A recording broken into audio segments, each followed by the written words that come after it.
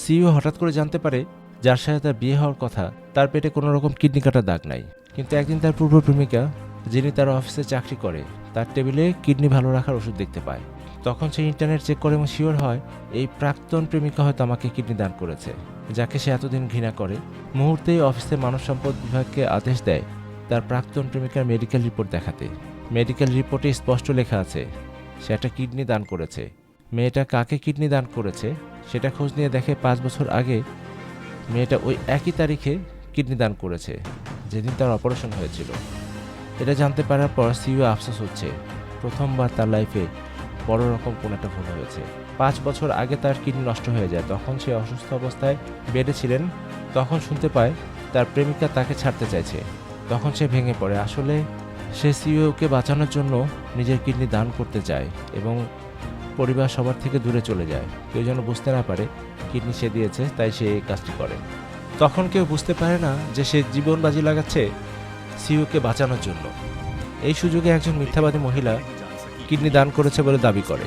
CEO যখন তার প্রেমিকাকে খুঁজতে যায়, ওদিকে তার রুমমেট বলে তার প্রেমিকা বিয়ে করে বিদেশ চলে গেছে এবং এঙ্গেজমেন্ট রিংটা ফিরিয়ে দিয়েছে।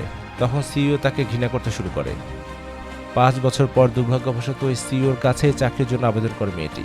সিইও তখন দেখে মেয়েটি তাকে প্রতারণা করেছে, এরকম চিন্তা করে তার দিকে ফিরেও তাকায় না। আর মেয়েটি মনে করে সিইও তাকে এখন ভুলে গেছে। ইন্টারভিউ নেওয়ার সময় তার হবু স্ত্রী তাকে চিনে ফেলে। তখন সে চিন্তা করে এই মেয়ে যদি এখানে থাকে তাহলে তো আমার সত্য প্রকাশ হয়ে যাবে। সে কারণে সে ইন্টারভিউ রিজেক্ট করে দেয় এবং সবার সামনে মেয়েটিকে অপমান করে। কিন্তু সিইও তাকে চাকরিটা দিয়ে দেয় তাকে শিক্ষা দেওয়ার জন্য।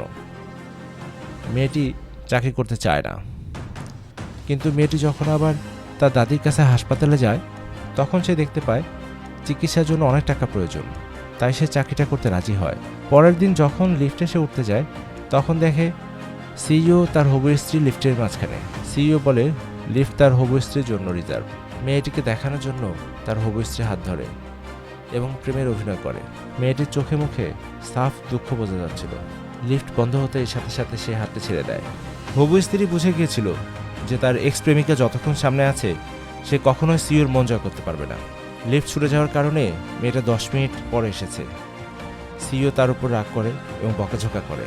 হবু স্ত্রী তখন তাকে সহানুভূতি দেখিয়ে তাকে 1 মাসের জন্য বাথরুম সাফ করার কথা বলে।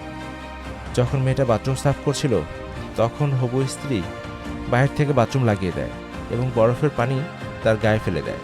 বাইরে দাঁড়িয়ে দাঁড়িয়ে হবু স্ত্রী হাসছিল এবং বলছিল যেন সে সিইও থেকে দূরে থাকে। এমন সময় সিইও পাশ দিয়ে যাচ্ছিলেন। মেয়েটা শব্দ শুনে দৌড়ে এখানে আসেন।